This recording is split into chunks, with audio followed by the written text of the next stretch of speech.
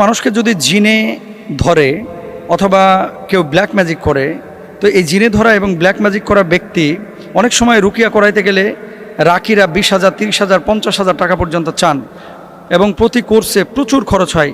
নিজে নিজে রুকিয়া করার কোনো বৈধতা আছে কিনা এবং কোনো সিস্টেম আছে কিনা এই ব্যাপারে জানতে চাই। ভেরি ভেরি ইম্পর্টেন্ট একটা বিষয়। দেখেন, রুকিয়া আপনি নিজে নিজেও করতে পারবেন। এখন আমাদের বাংলাদেশের মানুষ আয়াত পারে না, কোরআন পারে না, হাদিস পারে না, বলতে পারে না, এই জন্য রুকিয়া নিজে নিজে করতে পারে না। আজকে আপনাদেরকে একেবারে ক্লিন করে দেব যে রুকিয়াটা নিজে নিজে কিভাবে করবেন। পরিষ্কার করে আলোচনাটা শোনেন এবং আপনারা প্রত্যেকে নোট রাখবেন যদি সম্ভব হয় যে রুকিয়াটা কিভাবে করে।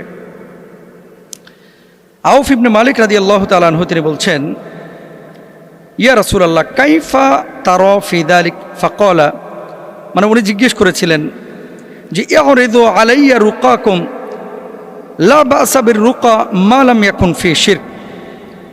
আমরা জাহিলিয়াতে রুকিয়া করতাম, আমরা রাসূল সাল্লাল্লাহু আলাইহি ওয়াসাল্লামকে জিজ্ঞেস করলাম, তিনি বললেন তোমরা তোমাদের রুকিয়া আমার কাছে উপস্থাপন করো, শিরিক মুক্ত হলে রুকিয়া করতে কোনো সমস্যা নাই। এমন রুকিয়া যদি করেন যেখানে শিরকের কোনো সমস্যা মানে সম্পৃক্ততা নাই, এই রুকিয়া আপনি করতে পারেন। সহিহ মুসলিমের হাদিস। এখন রুকিয়া করার মূল শর্ত কী কী, শর্তগুলো জেনে নেন। 1 নম্বর কোরআনের আয়াত ব্যবহার করা, 2 নম্বর সহিহ দোয়া ব্যবহার করা, 3 নম্বর শিরিক না থাকা, 4 নম্বর শুধু আল্লাহর কাছে সাহায্য প্রার্থনা করা। সবচেয়ে শক্তিশালী রুকিয়ার আয়াত হচ্ছে সূরা ফাতিহা।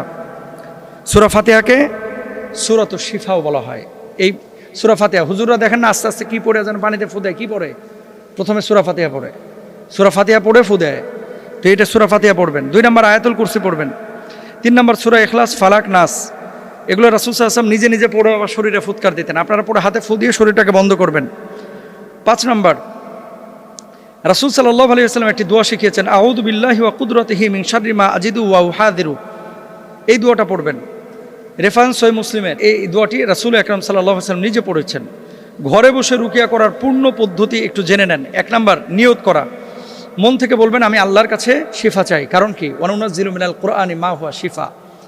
শিফা একমাত্র আল্লাহ তাআলা করতে পারেন, আর তো কেউ করতে পারেন না। এই জন্য আল্লাহর কাছে শিফার জন্য দোয়া চাইবেন, দোয়া করবেন। 2 নম্বর উজু করে নেবেন, পবিত্র হবেন। 3 নম্বর সূরা ফাতিহা 7 বার, আয়াতুল কুরসি 1 বার, সূরা ইখলাস 3 বার, সূরা ফালাক 3 বার, সূরা নাস 3 বার। এরপরে 4র্থ ধাপে নিজের শরীরে ফু দেওয়া, হাতে ফু দিবেন। এগুলো পড়ার পরে শরীরটাকে মুছে নেবেন। 5 নম্বর দোয়া করবেন আল্লাহুম্মা শফিনি শিফা আন লা ইউগাদিরু সাকামা। এরপরে 7 নম্বরে জিন থেকে সুরক্ষার দৈনিক কিছু আমল করবেন। সকালবেলায় 3 কুল পড়বেন, আয়াতুল কুরসি পড়বেন, সকাল সন্ধ্যায় মাসনুন দোয়াগুলো পড়বেন। রব্বানা আতিনা ফিদ দুনিয়া পড়তে পারেন, রব্বানা যালামনা আনফুসানা পড়তে পারেন। এবং এই যে আয়াতুল কুরসির আমল, 4 কুলের আমল, এগুলো সকাল সন্ধ্যায় করবেন ইনশাআল্লাহ। রাতে ঘুমানোর আগে আবার আয়াতুল কুরসি।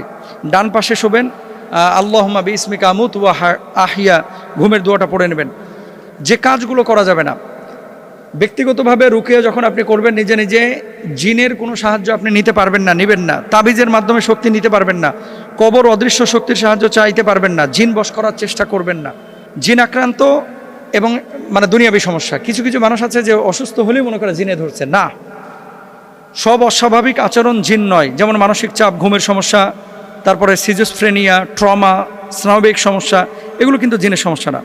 এই জন্য যেই রুকিয়ার আয়াতগুলো এবং সিস্টেমগুলো আপনাদেরকে বললাম, এগুলো দৈনন্দিন জীবনে করেন, নিজে নিজে রুকিয়া করবেন। সূরা বাকারাটা মোবাইলে ছাড়ে রাখেন, ইনশাআল্লাহ মুক্তি পাবেন। সূরা বাকারাটা প্রতিদিন একবার শুনবেন, যাদের এই ধরনের প্রবলেম আছে, মৃদু আওয়াজে ছেড়ে রাখবেন। আশা করি আল্লাহ তাআলা আপনাকে মুক্তি দেবেন ইনশাআল্লাহ।